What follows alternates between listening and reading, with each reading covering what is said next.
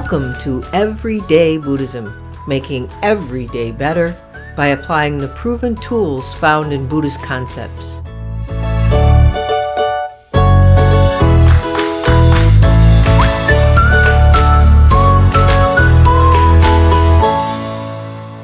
Welcome to episode 16 of Everyday Buddhism, making every day better. It occurred to me that I've been using the term awareness in many of my podcast episodes. Like in the last episode 15 of Buddha Belongs to the World, I talked about non-judgmental awareness and awareness without conceptual labels or emotionally charged stories. So what is this awareness I refer to? Merriam-Webster defines awareness, gotta always go to the dictionary for definitions, right? As the quality or state of being aware, knowledge and understanding that something is happening or exists. Actually the first part is a pretty good definition. After that, it sinks back into thoughts with the words quote-unquote knowledge and understanding. I like that it uses the phrase, quote, the state of being, because it said the quality or a state of being aware. So I like that it uses that phrase, state of being, because when we are aware, we are in a state of being aware that something exists. But let's play with that a little. Being aware is a state of being aware. It doesn't say a state of the self or any subject being aware, or of thoughts being aware, but of a state of awareness. Awareness as being aware. Now I realize I'm getting into sort of Zen koan territory, but stay with me a while. Don't give up. I think you're going to get where I'm going here. So to play with this some more, let's go to the word state. Because remember, it was state of being aware. So state, again, referring to Merriam-Webster, the word state is defined as a mode or condition of being. So we arrive back at the concept of being again. Okay, bear with me, still going a little farther on this. Because it's a trick, this playing with words and etymology, and it's a trick I use to shake up my preconceived concepts of what things mean. And in playing with these words, what do we keep coming back to? A state of being. A state of being aware. Being aware of being aware. And to push it further, I think you can stretch your mind to maybe agree with me that since a subject or object isn't implied, except that something is happening or something exists, so that was the state of being aware that something is happening or something exists, then let's define awareness as a state of being aware without the who that is being aware, or the who that is being aware of what. You may think I am playing mind games and this is just a big koan test, and maybe I am. But one thing I can share with you that will help your practice of everyday Buddhism is always to question your assumptions. Question your conceptualizations. Always question this, subject and object. So, given the definition I just posited, how many times in your day, or how many times in any of our days, do we think we are actually in a state of being to begin with? Mostly, I think we are in a state of thinking, or a state of planning, even if we are doing. Then there's the whole aware part. Being aware of something happening or that something exists. I have to ask, are we even aware of these things as they are happening? Or are we thinking about the last thing we just did, or the next thing we're going to do, or the next thing we're planning to say, or agonizing about what we didn't say? Are we ever aware that we are just there experiencing awareness? That our self is in a state of awareness? Are we aware that someone else is over there existing right with us, also aware? From my personal experience, I'm going to answer these questions for us. It's rare when I am in a state of just being, when I am aware that I'm just here and being aware of things happening, period. You know why that is? It's because I've been kidnapped. Yep, kidnapped and carried away by my thoughts. It's as if some sort of alien being slipped into my head and started dictating internally what I should do, or how I should do, or I should do this, or I should do that, or I should feel this way, or I should feel that way, and on and on and on. It's so noisy and demanding in that head of ours that it's hard to be aware of our beingness or our awareness. I know we've talked about the importance of mindfulness and about meditation, but there's something else that is equally important to those trying to incorporate the tips and tricks of everyday Buddhism. And that is this awareness thing itself. But first, let's talk about the different types of meditation, just to establish a baseline of what meditation and mindfulness is, before and along with getting into what awareness is. So I will propose that there are 3 general types of meditation. And I'm going to shout out thank you to Giovanni, and I might be butchering his last name, Giovanni Dienstman, for his article, quote, an overview of 23 meditation techniques I found on his website, liveanddare.com. He helped me frame and synthesize this sort of far-reaching and diverse subject that is meditation.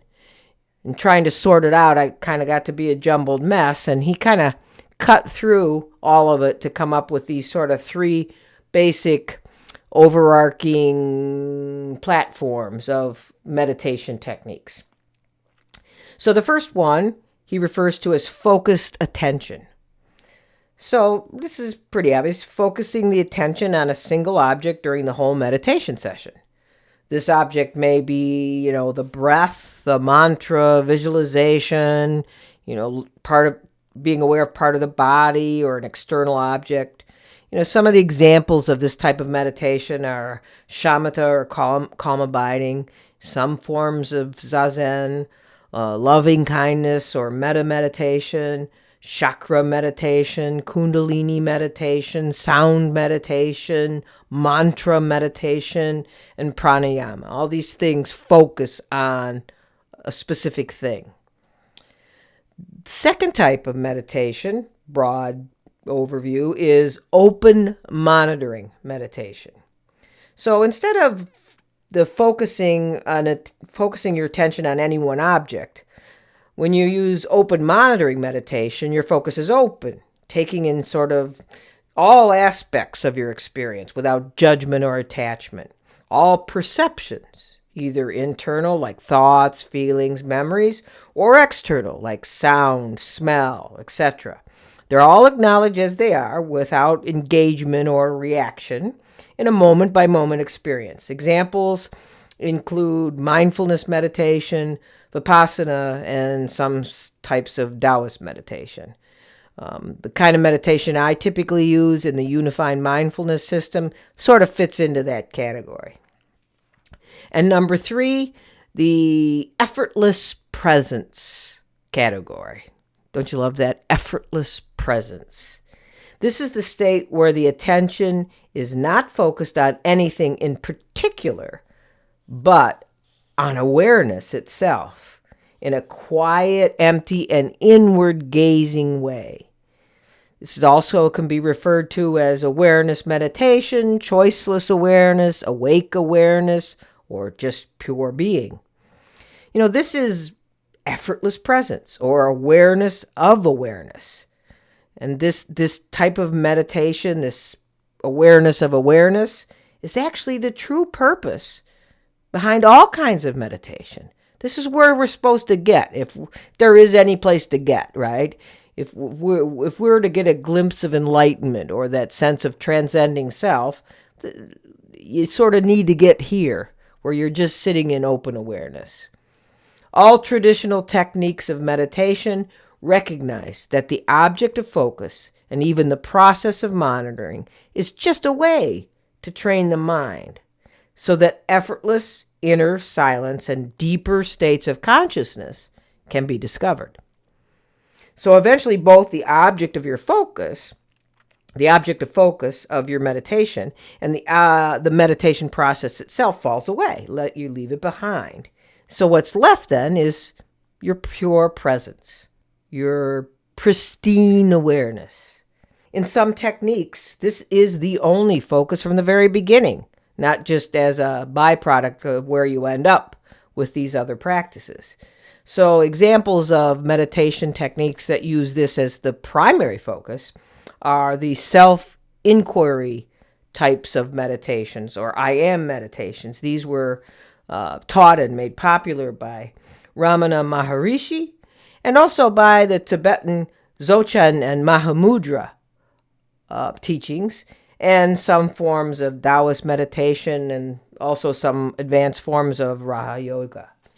So this type of meditation is thought to require previous training to be effective.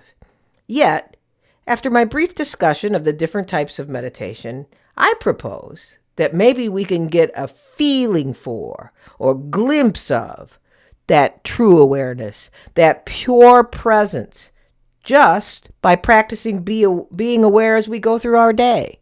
There are many different meditation techniques based on different religious practices and no religions at all. But I believe all of them can be characterized by one or more of these three types proposed by Giovanni Dienstmann. And at the risk of making this a catalog episode, I will briefly discuss the different types of meditation that I'm aware of. And, there's a flavor for everyone, and maybe open your eyes to some other things that you might try. Number one would be, the first one I'm going to list is not number one. The first one is Zazen. We've all heard of Zen, or Zazen, just sitting, with its roots in the Chinese Zen Buddhism or Chan tradition, tracing back to the Indian monk Bodhidharma in the 6th century. And in the West, its most popular form comes from Dogen Zenji, who lived in the 1200s there. He's the founder of the Soto Zen movement in Japan. Another type of meditation that I'm sure most people are aware of is Vipassana. It's a Pali word that means insight or clear seeing. It is a traditional Buddhist practice dating back to the 6th century BC. Vipassana meditation, as taught in the last few decades, comes from the Theravada Buddhist tradition that was popularized by S.N. Goenka and the Vipassana movement. Mindfulness meditation is another form of meditation, but it's an adaptation from those traditional Vipassana practices. It also has some influence from other lineages like the Vietnamese Zen Buddhism of Thich Nhat Hanh, who emphasizes mindfulness. The common Western translation for is mindfulness, but it really does originate in the Buddhist term sati. And one of the main influencers for mindfulness in our sort of secular culture, and those of you may have practiced it this way or originally heard of it this way, it comes from Jon Kabat-Zinn. And his mindfulness-based stress reduction program is what I would say absolutely popularized it and got it into the consciousness of our culture, because he developed this mindfulness-based stress reduction program, or MBSR, in the late 1970s at the University of Massachusetts Medical School, and it consequently went on to be used in other hospitals and clinics to help people improve their health by reducing their stress. The other kind of meditation is loving kindness or metta meditation. A metta is a Pali word that means kindness and goodwill. This practice comes from the Buddhist traditions, especially Theravada and Tibetan lineages. This compassion meditation is something that the contemporary scientific field has used to demonstrate how it actually works in meditative practices. They've actually had scientifically demonstrated benefits of boosting one's ability to empathize with others, the development of positive emotions through compassion, including a more loving attitude towards oneself, so increased self-acceptance, and a greater feeling of competence about one's life, and an increased feeling of purpose. So it's been used quite frequently in our popular culture within the psychology field and in scientific studies. Another meditation that I'm sure everybody has heard of is mantra meditation. A mantra is a syllable or word, usually without any particular meaning, but although it can have a meaning, and it's repeated for the purpose of actually focusing your mind on saying those syllables, but not in a way that is typically an affirmation, and sometimes it can be sort of like an affirmation. Some meditation teachers insist that both the choice of the word and its correct pronunciation is very important due to the vibration of the sound associated with that word, plus the meaning. And that for this reason, they typically have initiations into doing this type of practice because it's a special practice that you have to understand the importance of both the sound and the meaning of the word.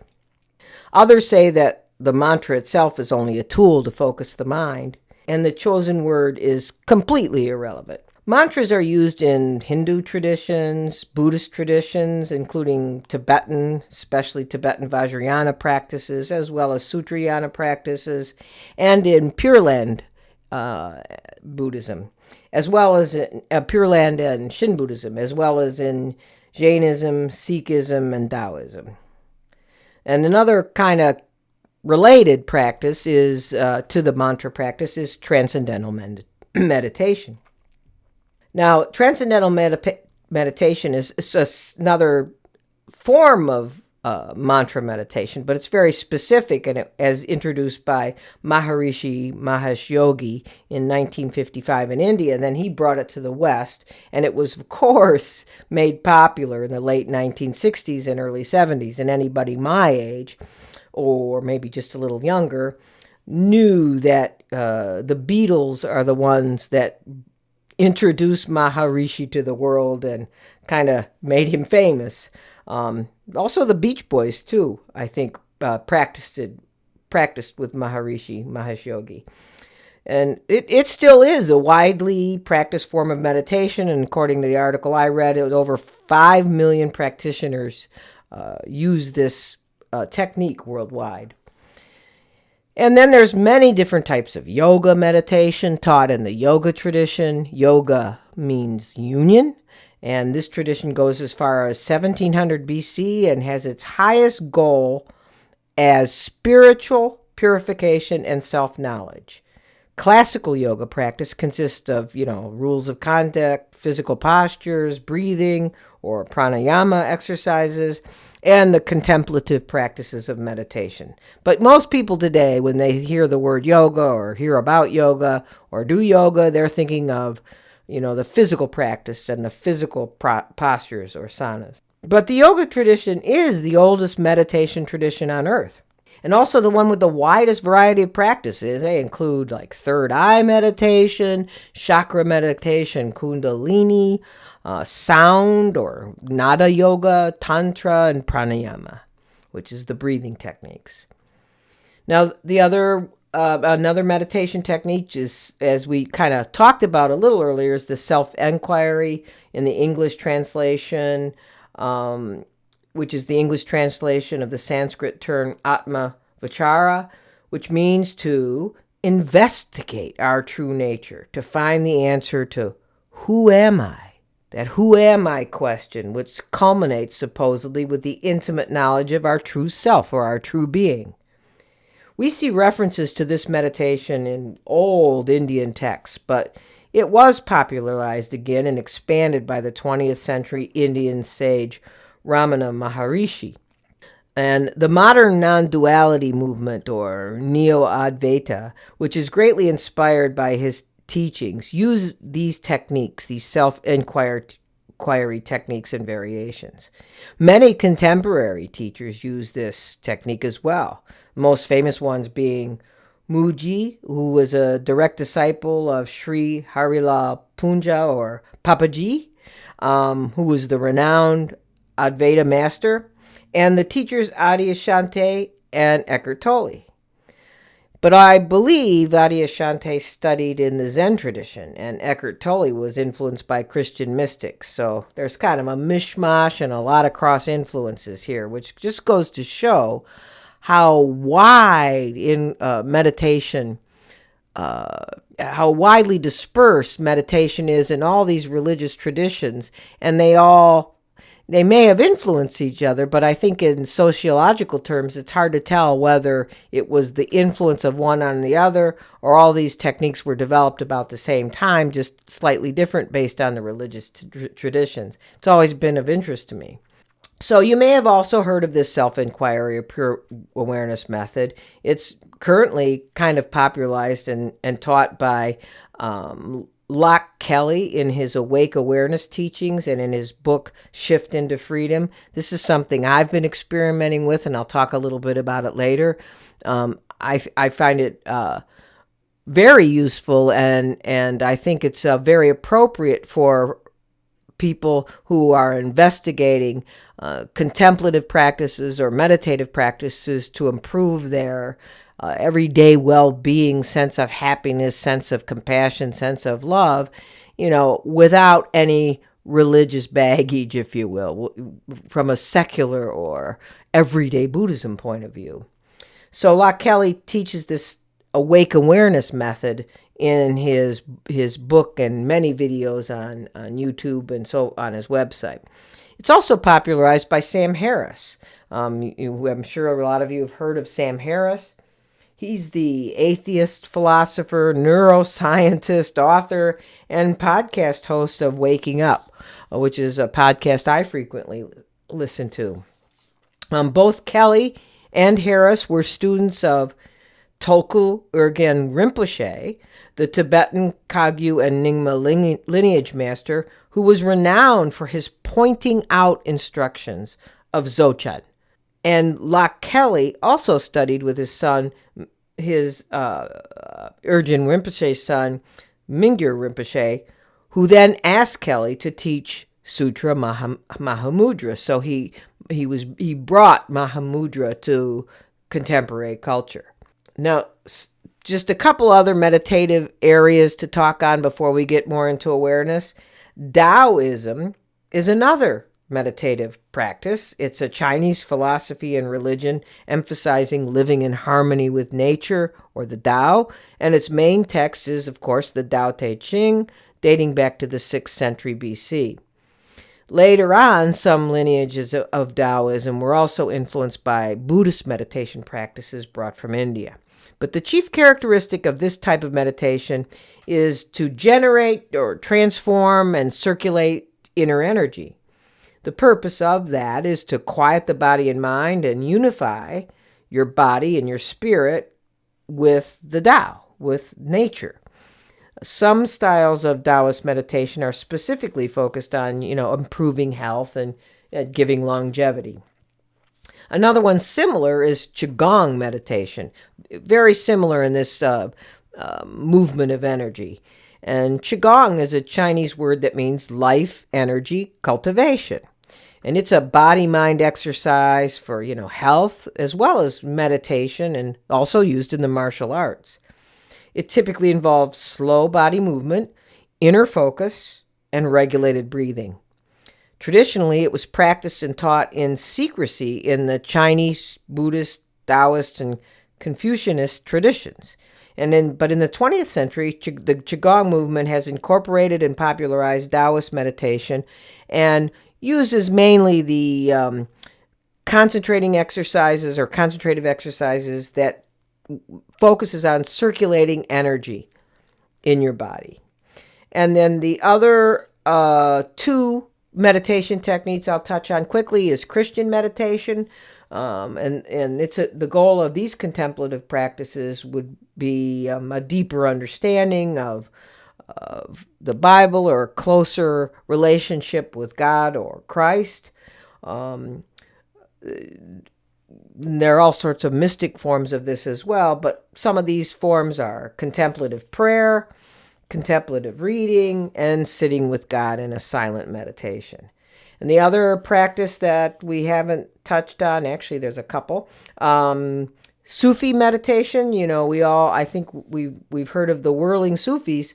A Sufi meditation is sort of the esoteric part of Islam, where the goal is to purify oneself and achieve a mystical union with the supreme Allah. The practitioners of Sufism are called Sufis, and they follow a variety of spiritual practices, many of which kind of were influenced by the tradition of yoga in India. And so they typically, contemplate God, do Sufi mantra meditation, heartbeat meditation, breathing meditation, gazing, walking, and that Sufi whirling that we've all heard of and seen. And then there's guided meditation. Guided meditation is you'll find plenty of these on the internet, YouTube, and on most of the meditation apps that we have on our smartphones. They're just chock full of guided meditation. And it is a great way to start and a great way to incorporate yourself in these different traditions, these different areas. And I would highly recommend it if you don't have an established meditation practice or need to get it moving again. It's good to start with these guided meditation. But then it's like the story of leaving the raft behind. You use the guided meditations to get yourself going, but at a certain level, it's good to stop and do your own meditations. But so in these guided meditations, there's a teacher will talk you through a traditional meditation, guiding your intention and your awareness where it needs to go, without music, but just with talking you through the meditation phases or steps. You'll find these you'll see them by Thich Nhat Hanh and Tara Brach. But there are also these guided imagery ones, relaxation and body scans, affirmations, and that unique new modern one called binaural beats, although I guess it's not so modern because I researched it. It was discovered in 1839, by a physicist named Heinrich Wilhelm Dove. He discovered that when he used signals of two different frequencies, separated, one in each ear, the brain then will detect the phase variation between the two frequencies and then try to reconcile that difference, and then that generates different types of brain waves in your brain, like alpha waves, beta waves, theta waves.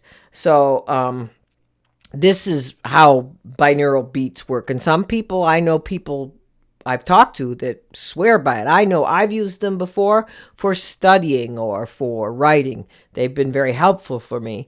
I've not used it for like pure meditation or sleeping, but a lot of people swear by these. So that's sort of our quick guided tour around the world of meditation. I hope I didn't bore you, but I thought at some point we should really touch on this.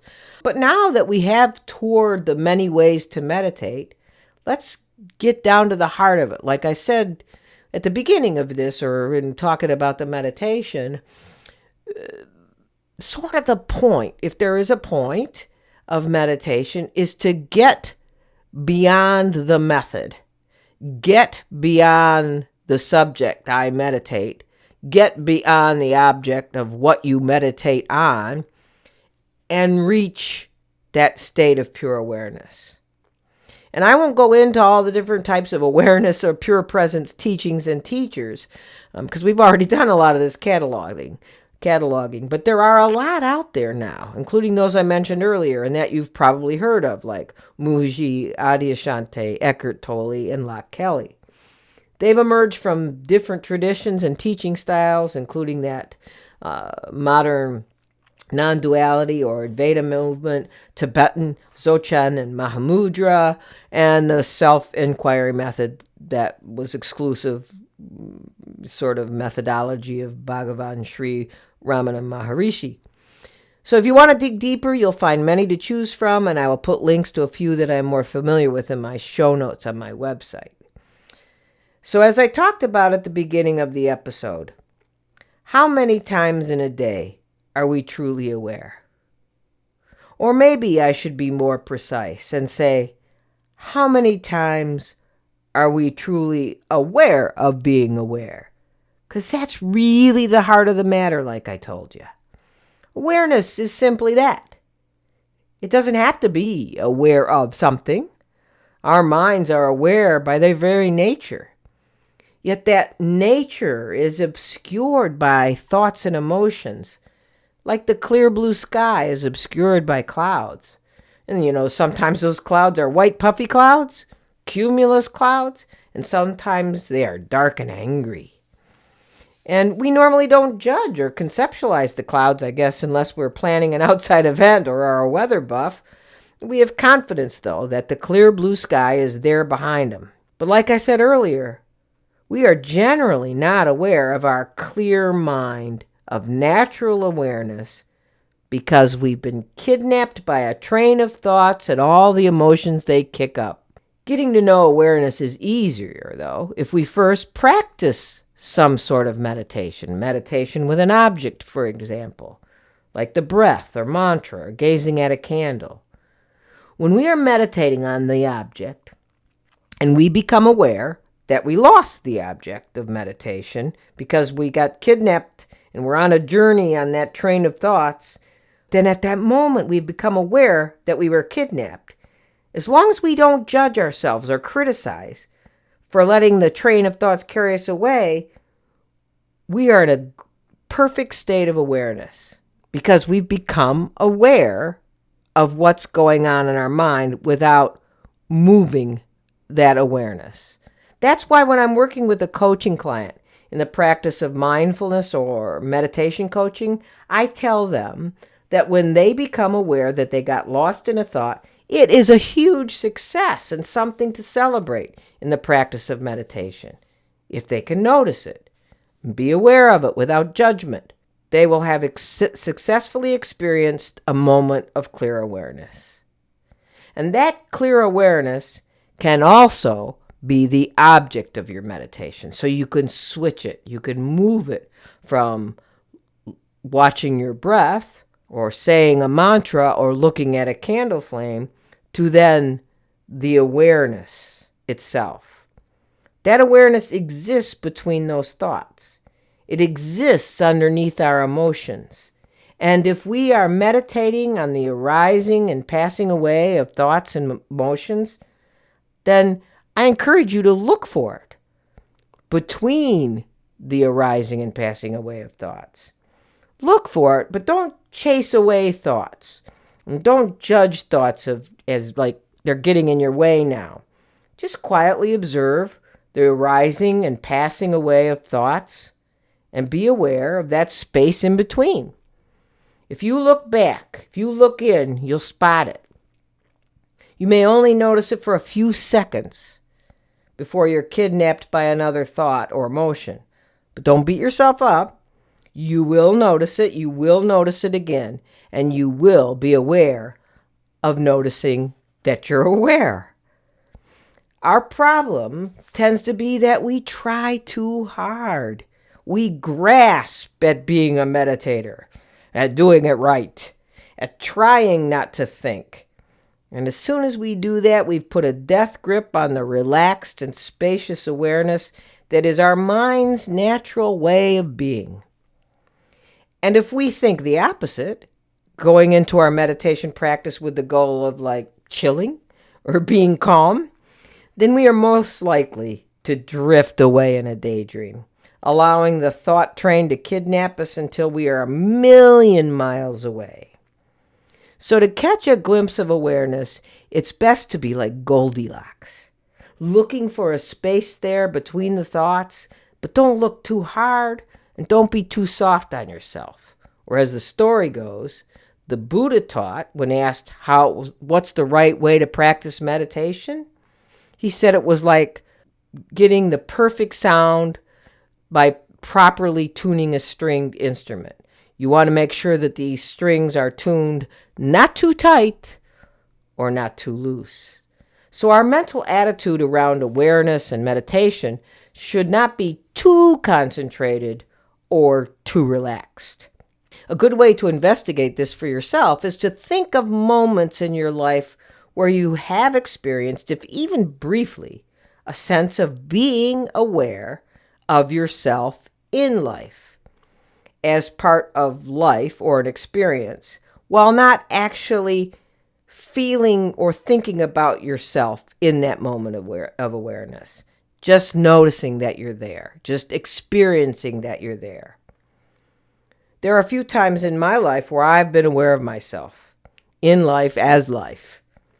Some people refer to these as peak experiences or moments of insight. I think of them as a glimpse of everything as perfection, and myself as part of that perfection. I think of them as a glimpse of enlightenment. But, in most cases, they've been far too rare and only just glimpses. But relatively recently, I've actually worked on a practice to experience those moments by seeking after them using a meditative awareness practice. Typically, and I'm sharing it with you because it's really been working for me. So typically the way I've been able to experience moments of awareness in my meditation practice is to start with my typical meditation practice, which is, in my case, I use the unified mindfulness see, hear, feel practice that I've referred to in earlier episodes, which, by the way, I will post links to this on my website, on the show notes. So I use the unified mindfulness see, hear, feel practice that I think I've referred to it in early episodes. And I use the typical focus for me, since I'm an auditory person. I either use hear out, using external sounds as my object of focus, like my dog scratching, a bird, the wind, the coffee maker, the furnace kicking on, whatever. Or I use a sort of do nothing see, hear, feel, where it's more just like sitting with a overall free-floating awareness of whatever comes, see, hearing, and feeling, without a dedicated focus on one area or sensory area. After I've been stable for a while in that practice, probably about 5 minutes or so, I feel that I've opened up my space, and the thoughts are coming and going, and I'm not chasing them. Okay, I'm not following them. And when I'm at that level of stability, I turn my awareness of sound or hearing. I turn it around. I switch it up. I turn it 360 degrees, or I turn it 180 degrees. I use a technique taught by Locke Kelly where I note that I am hearing. Okay, so I hear a car going down the street. I note that I've heard the car. I don't necessarily label it car, but I note that I hear the sound. And then I turn my awareness back around at myself and ask, who is hearing? At that point, my awareness will typically unhook. That's the term Locke Kelly refers to it as. It unhooks from the thinking area inside my forehead. That's where you think, right between the eyes, above on your forehead. And it shifts either down to my heart or sort of outside of myself, behind my head. And it's an actual physical sensation of awareness getting out of my head and being somewhere else. And in a spacious, not empty really, it's a spacious feeling of awareness. So it's not a controlled, thought-driven feeling of awareness, but it gets real big, real spacious. So I become aware of a spacious awareness that isn't hooked or anchored to myself, quote unquote. There are other methods to practice this, and I will put links in my show notes on my website. But I did want to share this with you because it's been helpful to me, and it really is a way you can adopt a practice that you can take with you during the day, because you, at any moment in time, you can turn that awareness of seeing an object or hearing an object back on itself and experience this sort of brief aha moment of peace, moment of pure awareness, which opens your heart and, stops you from judging yourself or others. And it really, it brings you to the moment. Prior to actively practicing this, I merely, sort of found myself in these experiences of spacious awareness. It's happened to me off and on throughout life, and I'm sure it's happened to you too. And so I hope that maybe my relating these experiences will help you connect with the experiences you have had of being in awareness, or being aware of a subjectless and objectless open awareness of your experience, just that state of being aware of awareness. As a child, they came while I walked in the woods or sat with my back against a tree watching a squirrel. But as an adult, I remember four actually vivid examples of these divine portals beyond feelings, perceptions, impulses, and words. One occurred on a late September afternoon overlooking Canandaigua Lake, which is one of the Finger Lakes located near me, while standing on the deck of a friend's condominium, which was built into the side of a steep hill in the Bristol Hills. My hosts and guests went into the condo for a minute, taking with them, their happy party leaf-peeping chatter, and I remained on that deck alone, and I sat watching a lone tern ride drafts against a dark, cloudy sky. That was all. But time stopped. Thought stops. My sense of self stopped. I was exhilarated by an immense joy beyond reason or cause. I became that tern. I wasn't really me, but I was aware that I was watching that tern. I wanted to describe this again to my companions when they joined me, but I had no words. I still have no words. 3 other experiences happened in far less poetic settings. One was while watching our adopted shelter dog, Ayla, who is now gone. She was contentedly chewing her chew toy. At that moment, just watching her chew her chew toy, my awareness sort of expanded beyond myself as I was watching her chew, to become both her chewing, the chewing, and me watching her chew, although I didn't identify with me at the time, but I was aware of it. And then another day, I glanced out the window near my desk, taking a break from my work and computer screen, and noticed my elderly neighbor brushing the snow slowly from his car. I watched for a few minutes that seemed like hours. Nothing happened here that I hadn't seen a million times before, but his slow, attentive, careful, and caring snow brushing penetrated my heart with a simple yet brilliant love for this neighbor, for myself, for everyone and everything. And another time where I experienced the grace, I will call it, a grace of a peek into the perfection of everything, was while lying in bed, ill and in pain. It seems like an odd time to feel this, but In researching this practice with others, they say sometimes the experiences of pain and discomfort can help if you focus on it and turn your awareness back in. So I'd been ill for some time. I was exhausted and depressed by the pain and the lack of promise for a quick resolution. And then all of a sudden, for some reason, I totally relaxed into the pain, into the depression, into the fear, and was able to be in it completely as an experience alone. I stopped characterizing it as bad, as pain, as suffering. And in that precise moment, I wasn't me experiencing pain. It was just me experiencing the experience. Some might describe these experiences as the sort of thing described in the Bible. In Philippians 4:7, and the peace of God, which passeth all understanding, shall keep your hearts and minds through Christ Jesus. And then the Indian poet Rabindranath Tagore was watching the sunrise in a Calcutta street when he wrote, "Suddenly, in a moment, a veil seemed to be lifted from my eyes. There was nothing and no one whom I did not love at the moment." From a Buddhist perspective, I think of these experiences as glimpses of enlightenment, as I mentioned before, or temporarily experience what is referred to as shunyata, or emptiness, or suchness. Someone who has reached total enlightenment is a Buddha.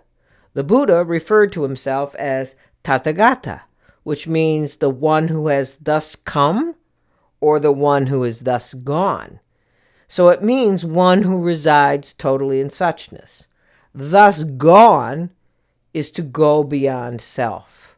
And when one goes beyond self, one lives from the heart, and as Tagore wrote, there is nothing and no one whom you do not love, if even for a moment. The great Prajnaparamita mantra from the Heart Sutra praises this thus goneness, this enlightenment, in the verse, Gate, gate, para gate, para sam gate, bodhisvaha. Gone, gone, gone beyond, gone altogether beyond. Oh, what an awakening, all hail. To truly understand or reside in suchness is as described in the 5th century Chinese Mahayana scripture, Awakening of Faith in the Mahayana, quote, the highest wisdom which shines throughout the world. It has true knowledge and a mind resting simply in its own being. It is eternal, blissful, its own self-being, and the purest simplicity, unquote. I don't believe that awakening is foreign to us. We may not be residing in it permanently, but I believe we have all glimpsed it. The Heart Sutra reassures us that we are, in fact, the stuff of suchness. We have this enlightenment potential in us because the sutra says, whatever is form, that is emptiness. And whatever there is emptiness, that is form. So you don't have to really believe anything to experience this awareness. It isn't the property of any religion, as clearly I stated when I walked through the sort of catalog of different meditation traditions coming from all religions. Nor is it necessary to believe in God or religious belief systems or any religious mythology. As I discussed early in the episode, there are many methods used to reach that awareness, taught by almost every religion. But I agree with Sam Harris, who wrote Waking Up, and Robert Wright, who wrote Why Buddhism is True, that Buddhism seems to have cornered the market in communicating the, quote, nature of mind, and that most of the scientific research now done on meditation focuses primarily on Buddhist techniques because they work. But even when not in meditation, as I just talked about, it is possible to glimpse an awareness that transcends your hooking in to that endless stream of thoughts, and essentially it transcends yourself. You may have had the experience while participating in art, sports, or fitness. You may have had the experience like I did in nature. It is, as Shunryu Suzuki said, quote, when you do something, you should burn yourself completely, leaving like a good bonfire, leaving no trace of yourself. Sometimes, when we are completely one with an activity we do burn ourselves completely because we have become the experience. Circling back to my original playing with the words, we enter a state of being the experience, being the awareness. One of the teachers of the effortless presence or choiceless awareness or pure being I mentioned earlier, Adyashanti, wrote that, quote, true meditation has no direction or goal, and that it appears in consciousness spontaneously when awareness is not being manipulated or controlled, unquote. This seems to speak to the experiences I shared with you from my past. Although we typically are taught to meditate by focusing on an object, he points at the method that using that method can cause your mind to contract on that object and begin to interpret, conceptualize, and think. Yet he says if you just relax into being aware, not on any one object, but of awareness itself, that contraction around objects will relax, and you will relax into a space of receptivity, free of any goal or anticipation. It is there, I believe, that meditation is supposed to take us. Yet, as we have already experienced, that awareness is there for us to use without even trying. It's the trying that seems to block it. I gave a Dharma talk about 4 or 5 years ago, which I talked about the danger of dedicating ourselves to a spiritual path, and even the more treacherous activity of dedication to being a teacher of the Dharma or a Buddhist teacher. I called it, quote, hunting the great awakened elephant. I explained how attaching to our egos as our refuge is ever present and proportionate to our desire to attend the end goal that we have set our sights on. Whatever that end might be, great meditator, dedicated practitioner, teacher, enlightenment, whatever. And it's my experience when I drop all the trying and all the focus on some goal or some way to be, I am able to rest in a completely open moment where everything seems natural and free.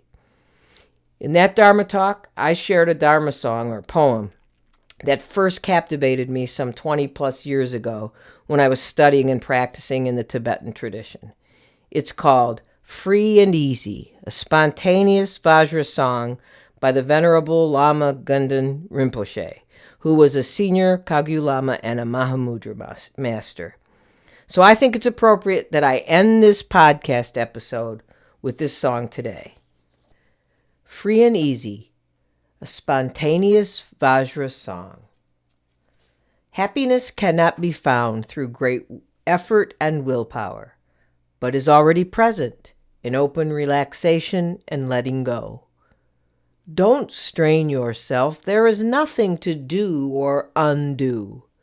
Whatever momentarily arises in the body-mind has no real importance at all, has little reality whatsoever. Why identify with and become attached to, passing judgment upon it and ourselves? Far better to simply let the entire game happen on its own, springing up and falling back like waves without changing or manipulating anything, and notice how everything vanishes and then reappears magically again and again, time without end. Only our searching for happiness prevents us from seeing it. It's like a vivid rainbow which you pursue without ever catching, or a dog chasing its own tail. Although peace and happiness do not exist as an actual thing or place, it is always available and accompanies you every instant. Don't believe in the reality of good and bad experiences. They are like today's ephemeral weather, like rainbows in the sky. Wanting to grasp the ungraspable, you exhaust yourself in vain. But as soon as you open and relax this tight fist of grasping, infinite space is there, open, inviting, and comfortable. Make use of this spaciousness, this freedom and natural ease. Don't search any farther.